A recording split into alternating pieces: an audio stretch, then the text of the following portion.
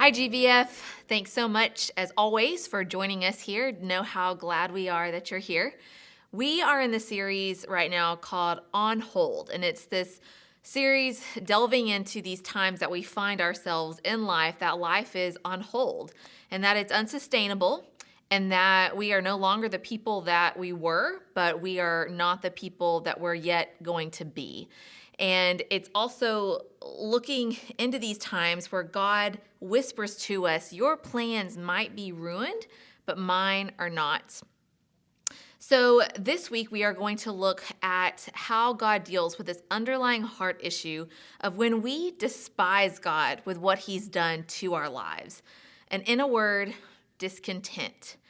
But there is hope in not only the Holy Spirit working in us, transforming our lives from the inside out, but also that we have a part to play of not listening to those voices that bring up that discontentment in us and just practice gratitude. And what are we thankful for even in these times that we are on hold? So take a deep breath, ask God's Spirit to speak to you a fresh word today, and when you're ready, listen to the message. So we had only been married like 3-4 months, something like that, when one of Jenny's co-workers invited us to join a small group with them. It was this small group of young couples from their church, and the fun part about it was that we were all in the same life stage. All young, newly married, no kids yet, and that was just so much fun. So we spent as much time laughing as we did studying the Bible in this group. And so for a whole year, we would meet every week, and we were just laughing, doing life together, studying the Bible together. And then out of nowhere, one of the couples announced to the group, we're getting divorced.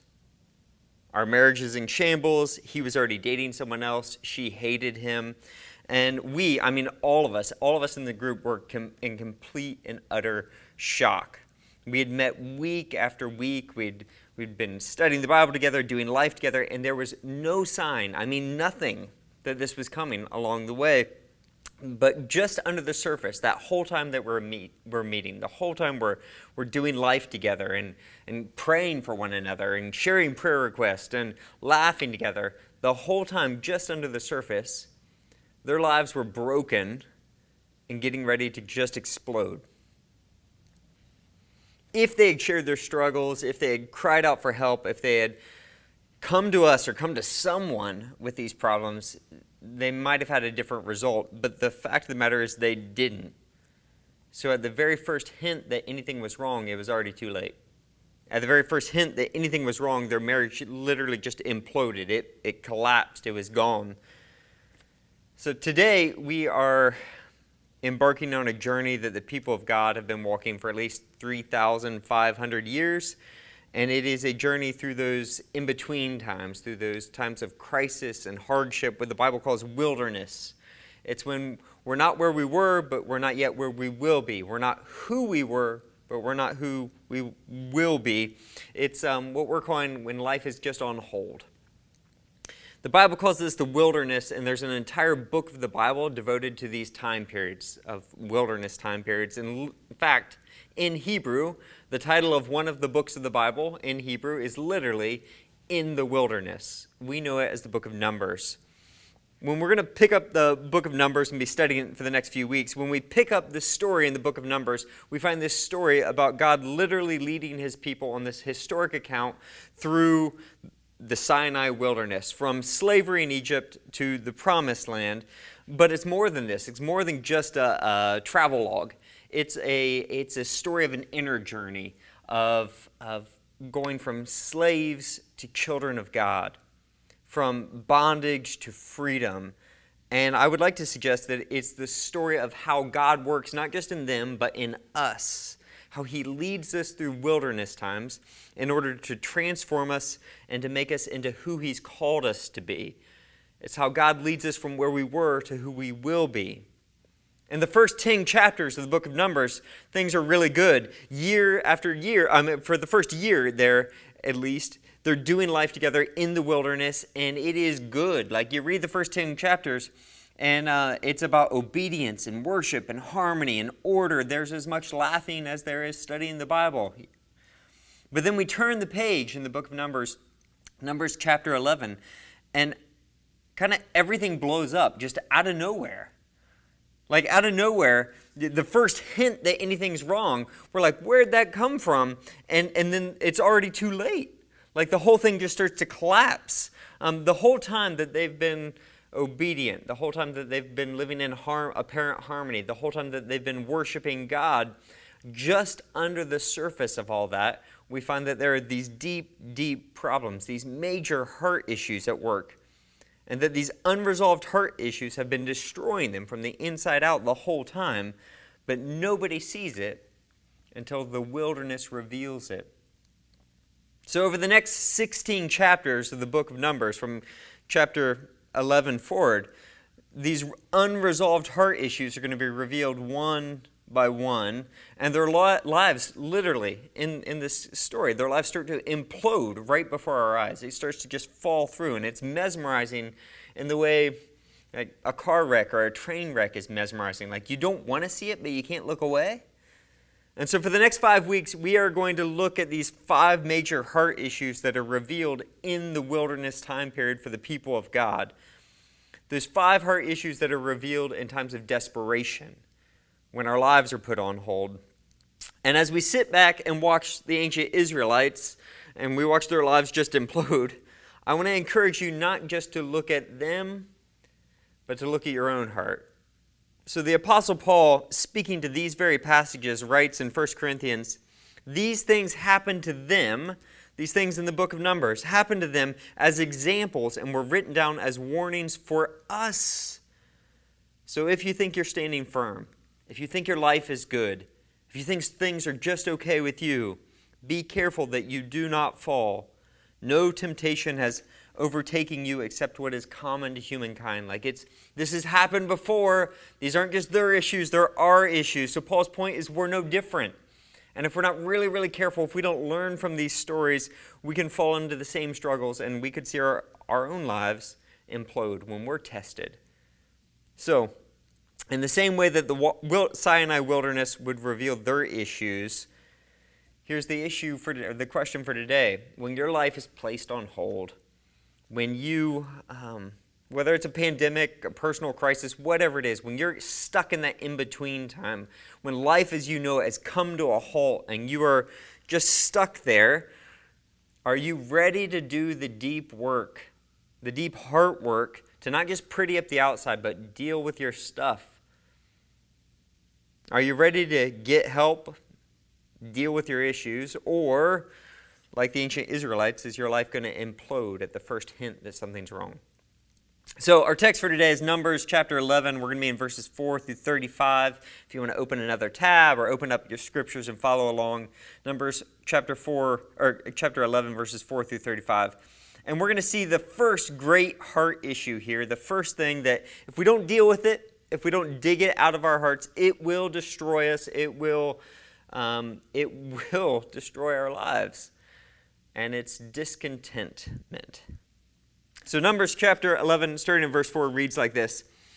The rabble, what a great word, the rabble with them began to crave other food. And again, the Israelites started wailing and said, if only we had meat to eat. We remember the fish we ate in Egypt at no cost. Also the cucumbers, melons, leeks, onions, and garlic. But now we've lost our appetite. We never see anything but this manna. So, let's back out here for just a second. This rabble, we're not quite sure who they are. The text doesn't exactly explain who they are, but they're clearly, from the text, unsavory individuals who are driven by their stomach and working everyone up into a tizzy. They're stirring up discontentment among everyone else. And the Israelites, they hear the rabble and they start saying, yeah, this is not right. Why are we stuck not eating what we ate in Egypt, but instead we're just stuck with this manna? And the text says, wailing. Now, to put this in context, this is not like saying they're upset. This is wailing. This is what you do at a funeral. So appreciate the situation here.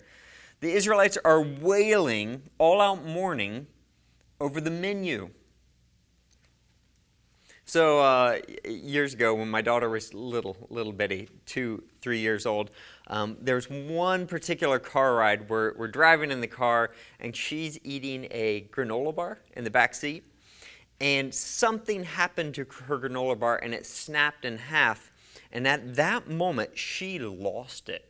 I mean, lost it as in like only the way a 3-year-old could, like hyperventilating, sobbing, shrieking, like she couldn't stop because her granola bar broke. And we, being the loving parents that we are, still make fun of her to this day for it. So, that's what this reaction is. The Israelites have just gone hysterical over the fact that they only have manna to eat. This text is the broken granola bar of the ancient Near East here, all right? All right, so verse 7.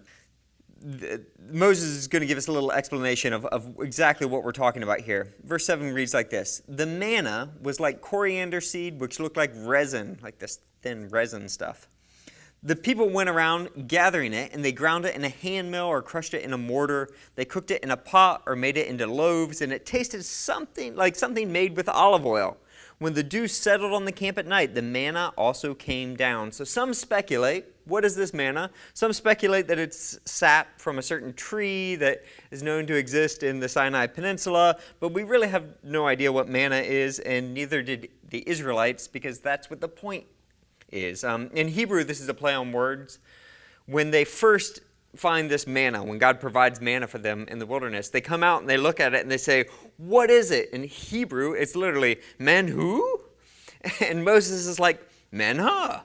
And they start eating it. Manna means, what's it? So they eat this what's it, like they've been eating it every day since they were in the wilderness. At this point, it's been at least a year. Every morning, God makes it miraculously appear. They gather as much as they want for the day, no more, no less, but just enough for that day. And then the next morning, it's the same thing. And the next morning, it's the same thing. The next morning, it's the same thing. And you can make it into a loaf, or you can fry it, or you can bake it, or you can, it's like Bubba Gump shrimp, right? You can do all kinds of things with it, but it's still just manna. So at this point, they're at least a year into this manna exclusive diet, and the rabble begin to stir up the discontent. So let's back up here for just a second and appreciate this. On the one hand, this situation, this complaint against God about only eating manna appears utterly ridiculous. It is in the category of my 3-year-old hyperventilating over a broken granola bar. We're like, are you serious here? Are you serious? God miraculously saved you out of Egypt, put on this giant display where he defeated Pharaoh and all the gods of Egypt, and brought you out, and he's bringing you to the promised land. He's called you his own children, and all you can think about are the leeks of Egypt. Do you remember those leeks came with beatings, with mockery, with oppression, with dehumanization? God is miraculously making food appear, and you're complaining like it doesn't quite connect. So on the one hand, you're like, this is totally ridiculous. But on the other hand, I kind of get it. I mean, this is kind of relatable. Like, I feel really, really good about my frozen pizza and red box date night until I find out on Facebook that you got tickets to Hamilton. I'm like, shoot. I feel pretty good about my bathroom remodel. I'm like, that's pretty nice. And then I see that you went all chipping Joanna Gaines and blew out the wall and have all kinds of tile and luxury stuff all over the place. I feel pretty good about sheltering in place until some rabble put some Twitter thing up that suggests all of this was unnecessary. Suddenly, I'm not so happy with sheltering in place. You see, discontent has a way of creeping in.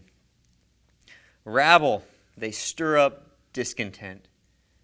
It might be a different context, but it is the same old story. The wilderness has been revealing the discontent in the human heart for thousands of years, and it's doing it today. So, however we read this, let me add in one little nuance here that we shouldn't overlook. When we talk about this discontent, this is not just an issue about the menu or the food. This is not run-of-the-mill discontent here. They aren't just craving something different, and they aren't just craving the food they had in Egypt, like, oh, I really miss Egyptian food. They are looking back on Egypt, longing for a life, get this, without God. This is soon going to become really apparent in the text. They aren't just discontent with the menu, they're discontent with God. So let's put this in a relational context.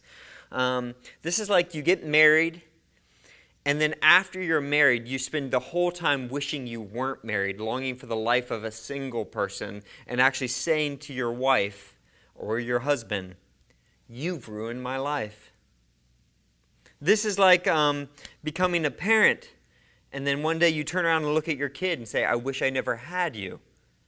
I mean, this is deeply, deeply offensive. It is unimaginably hurtful. They aren't just wishing for some leaks or something, some change up in the menu here. They're literally despising God. They wish for what He's done in their lives. They wish He had never shown up and saved them out of Egypt. And while this language of despising God might sound over the top or might sound outrageous, I promise you, it is outrageously common. Our world is full of people who despise God for the hard things in their life. They completely forget what He's done for them. They completely forget about His grace and His goodness. And all they can fixate on is what He's done, what He's taken away from them. And if we're not so careful, this same thing can happen in our hearts. So Moses, though, he sees that this is about more than the menu. He sees this for what it is. And he responds by praying, "Dear God, kill me now." I'm not joking. So verse 10, Moses heard the people of every family wailing at the entrance to their tents. The Lord had become exceedingly angry, and Moses was troubled. Literally, there it reads, this has become evil in his sight, in his eyes. Verse 11, he asked the Lord, "Why have you brought this trouble on your servant? What have I done to displease you that you put the burden of all these people on me?" And then we fast forward, verse 15, he prays, "If this is how you're going to treat me, God, please go ahead and kill me." Now, for the sake of time, I can't fully unpack what all happens between God and Moses in this story. That's another sermon for another time. But let me point out two things about Moses' reaction before we get on with the Israelites' story here. The first thing I want you to hear in this is that to know about Moses and where he's at and how he responds to God when this pressure, when this little crisis sprouts up. The first thing you need to know is that Moses did not start here. He did not start despairing of life. He did not start praying, "Lord, kill me." In the book of Exodus, in the beginning of this wilderness journey, Moses repeatedly stood up for the Israelites, repeatedly poured out his life for them. So Exodus chapter 32 is the most famous scene here. Moses was up the mountain receiving the Ten Commandments, and when he comes back down, he finds that God's people have cheated on God. They're literally worshiping this golden cow. And God's like, "Stand back, Moses. I'm going to destroy them all." And what's Moses say? In Exodus chapter 32, verse 32, Moses famously pleads with God. He prays, listen to this, "Please forgive their sin. But if not, then blot me out of the books you've written." God, if you want to destroy someone, destroy me. If you want to kill someone, kill me. Like, my heart is so for these people, that I so love these people, that my life is so intertwined with them, that I'd rather go to hell. That's what it means. His name blotted out of the book of life. I'd rather go to hell than let these people be destroyed. That's Moses. He literally pours out his life for the Israelites again and again and again. He's given everything for them. And now, after over a year of this, he's just done. He's empty. He has nothing left to give. And I know that some of you can relate to this. Some of you have so poured out your life for your work, or for your kids, or for your parents, or for your spouse, or for your friends, or for our church. You've so poured out your life, you just feel empty. You feel like you've given everything. And when the next crisis hits, you're just done. Your prayer is Moses' prayer. "Go ahead, please kill me." And this brings us to the second thing I want you to see in Moses here, is that Moses is a case study in burnout. If you're looking for a biblical example of burnout, look no further here. In the book of Numbers, we see this highly capable person, an exceptionally gifted leader named Moses. He hits an all-time low, an emotional low. He loses all motivation. He's ready to give up. He despairs of life. And the man just can't keep his stuff together. He's emotionally just shallow at this point. So years ago, before we started meeting at the middle school, we're meeting at the conference center where I'm preaching right now, believe it or not. And we were meeting here, and my life at that point was maxed out. Our church had doubled in size. We were growing, and then it became obvious, at least to me, that we needed to change facilities. We needed to move ahead, but that also meant overturning the apple cart, leaving our safe, comfortable lives at the conference center, upending the church as we know it. So in the midst of this, trying to lead through change, trying to help bring on the next hire, trying to lead all these things, there was one person. There's always one person. There's one person who was utterly against this, who was opposed to the change, not excited about this, and they started stirring up discontent, talking to people, laying out big expectations for the leadership, just being, frankly, manipulative and emotionally immature. And at one particular elders meeting, it came up, and one of the elders mentioned the request that this person had made, and I lost it. I lost it. And then I'll never forget, Doug Balfour, who was an elder at the time, he looked at me and paused and said, "What I find interesting here is your response." You see, he wasn't surprised by this person. Everybody knew this person. They knew that they didn't want to change. They knew that they were immature. They knew that they were a struggle to be around. That was not surprising. But what was surprising is that this person could push my buttons. What was surprising was that I was so ready to crack. It said less about that person than it said about where I was at emotionally and spiritually at the time. I was empty and I was dangerously close to burnout. What about you? Have you ever been there? Have you ever found yourself overreacting to small problems, to a little crisis, things that you would normally handle, normally storms you'd normally weather, but then suddenly one of those things hits you and you are just empty, you're just done, and you crack wide open. If you find yourself there, if you find yourself losing it over little things, can I say, please, please, please pay attention to those signs, those warning signs in your life. You can't cover them up. You can't ignore them. You have to stop. You can't justify it. You can't push through it. You have to stop. You have to recharge. You have to get help. So Moses was literally one of the greatest leaders in the history of the world, and that man needed help. If he needs help, you need help too. So God here responds to Moses' cry for help by, the text says, he blows his spirit onto a group of 70 leaders, gives Moses support. Can't fully unpack that right now. Again, another sermon for another time. But these 70 leaders will help him carry the burden, and this helps carry Moses through the rest of the book of Numbers. But then, turning back to the Israelites, God responds to the Israelites' crying, literally wailing over the menu options in verse 18. Reads like this: "Tell the people, consecrate yourselves in preparation for tomorrow, when you will eat meat. The Lord heard when you wailed. If only we had meat to eat, we were better off in Egypt. Now the Lord will give you meat, and you will eat it. You will not eat it for just 1 day, or 2 days, or 5, 10, or 20 days, but for a whole month, until it comes out of your nostrils and you loathe it. Because you have rejected the Lord who is among you, and have wailed before him, saying, why did we ever leave Egypt? God says to them, this isn't about food. I know it's not just about food. You aren't just rejecting the menu options. You've rejected me. You wish I never came into your life. And then God blows a wind.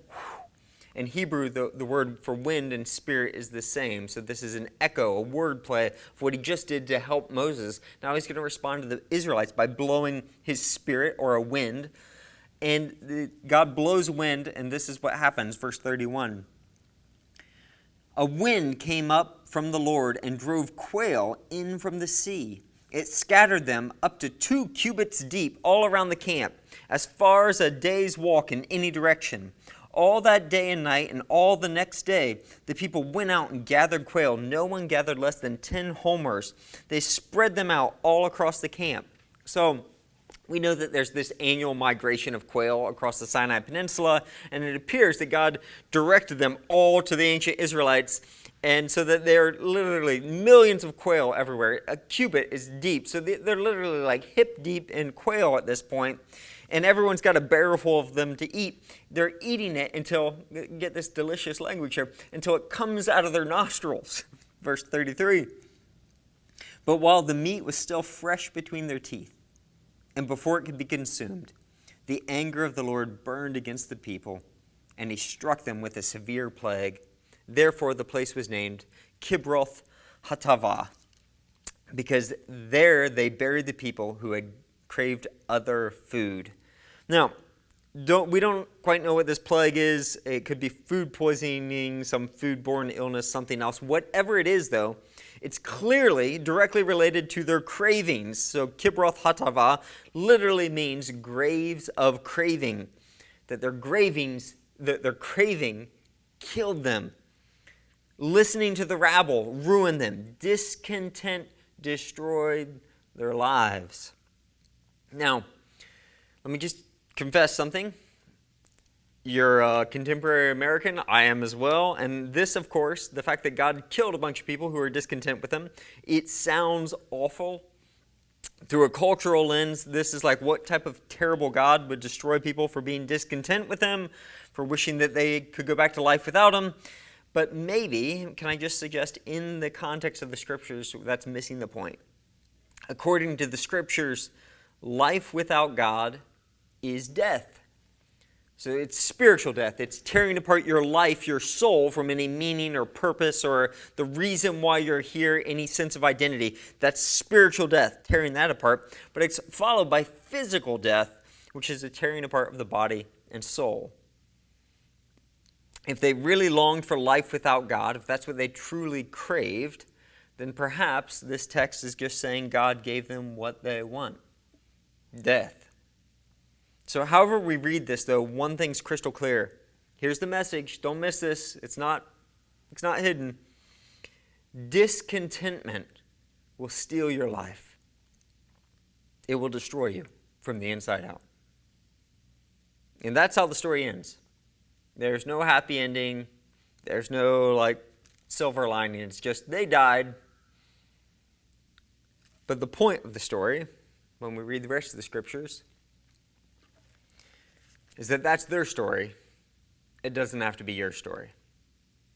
So to go back to what the Apostle Paul said, these things happened to them as examples and were written down for us. Why? Because no temptation has overtaken you except what is common to humankind. We've seen this before. And God is faithful. He will not let you be tempted beyond what you can bear. But when you're tempted, he will also provide a way out so that you can endure it. Paul says that's their story, but it doesn't have to be your story. We can root out discontentment in our lives. We can shut off the voices that stir up the discontentment. We can shut that down. We can find joy and peace that is bigger than our circumstances, greater than what kind of food we're eating, bigger than our hardships, that their story doesn't have to be our story. So I want to close out with two applications and just two reflections. I hope these applications are just painfully obvious to you. And I hope, beyond that, I hope that they're so practical that you actually take the step of applying them right now, this week, in this pandemic. So the first one is this. What do we do in response to this, to discontentment that can destroy us? Number one, shut off the voices that stir up discontentment. Stop listening to the rabble. Back then, there were rabble that were stirring up discontentment. Today, there is rabble stirring up discontentment. Who are the rabble for you? Is it social media? Is it Pinterest? Is it reading the news? Is it certain friends who you're around? Who, when you listen to them, leave you feeling less content, more angry, thinking about stuff that you don't have, thinking about the things you don't get to do, everything that you're missing out on? Who are the rabble for you? In the words of Solomon, As dead flies give perfume a bad smell, so a little folly outweighs wisdom and honor. Who's dropping dead flies in your perfume? Get away from them. Cut them off. Shut off the voices. Uninstall the app. Stop looking at that. Create new rhythms, new routines in your life. Stop listening to the rabble. So what's that look like for you this week, right now, in this pandemic? It's number one, shut off the voices that stir up discontentment. And number two, it's everywhere in the scriptures that we are to develop a habit of gratitude. Not just a one-time thing, but a habit of gratitude. So I've talked about this in my preaching many, many times. There are numerous biblical texts specifically spelling out what this looks like. So I'm not going to take a long time. I've also laid out before the innumerable health benefits of this. So you can check that out on your own. Here, I just want to point out one thing. Gratitude and discontentment are mutually exclusive. Gratitude and discontentment cannot both fit in the human heart at the same time, at least not in the same variety there. The human heart can't do both. It can be grateful or it can be discontent, but it can't be both. So how are you going to make a practice of a habit of practicing gratitude in your life? How are you going to do it? Like there's a million ways to do it. How are you going to do it? So in our household, we established a rhythm of prayer, meal times, bedtimes, and we front load all of our prayer with gratitude. I mean, we take the time to scour our hearts, our minds, about the little things and the big things that God is doing all around us, His goodness in our life, the grace that He's given us. We take time to list these out, to remember them, to reflect them back to God, and it's forming us. It's forming us into a grateful people, into a thankful people. It's forming us to first and foremost not miss out on God's goodness and His grace all around us. What about you? What are you going to do to develop a habit of gratitude right now, this week? So that's our two applications. Turn off the sound, all those voices that stir up discontentment. Develop a habit of gratitude. That's what you need to do. Two thoughts, two reflections, and then let's be done. One is this. I know that some of you are going through really, really difficult things right now. And this feels onerous to you. You are burdened deeply, and my heart is burdened for you. Let me just say, Jesus knows your burden. He literally went through the wilderness. He's been there before. He's carried your burden. He's with you in this. And if you failed in this area, if discontentment is just a theme in your life, if you found yourself despising God for what He's done for your life, you can change that today. Jesus is not exposing you in order to shame you. He's exposing your heart so that you can be healed, so that you can find life, so that you can find that joy that's bigger than your circumstances, so you can find a peace that's bigger than these little crises in your life. And that begins when you cry out for help, first to Him and then to others. That begins when you stop pretending like everything's okay when there's this deep brokenness right underneath the surface. Second, if you're seeing the early warning signs of burnout in your life, and I know a lot of you are, I feel you, I've been there, can I just say you need rest. You need to deal with the underlying heart issues here. You need support. You need help. Moses needed help. You need help. And can I just suggest something small that maybe is a starting point? Something I found helpful, was recommended to me a few years ago. It's a book by a guy named David Murray. It's called Reset. And hear the subtitle here. It's Living a Grace-Paced Life in a Burnout Culture. Living a grace-paced life in a burnout culture. If that resonates with you, maybe you should check that out. Reset by David Murray. That's all I got for you today. I hope you're hanging in there. I miss seeing you. I really miss seeing you, especially on Sunday mornings. I'm praying for you, and I'm praying that God uses this wilderness time in your life to take you to places you've never been before, to make you into people who He wants you to be. We'll see you next week. Well, thanks so much for joining us this week, and let me leave us with this benediction. Colossians 3:15. Let the peace of Christ rule in your hearts, since as members of one body you were called to peace, and be thankful. GVF, go in peace this week. Stay well and stay sane.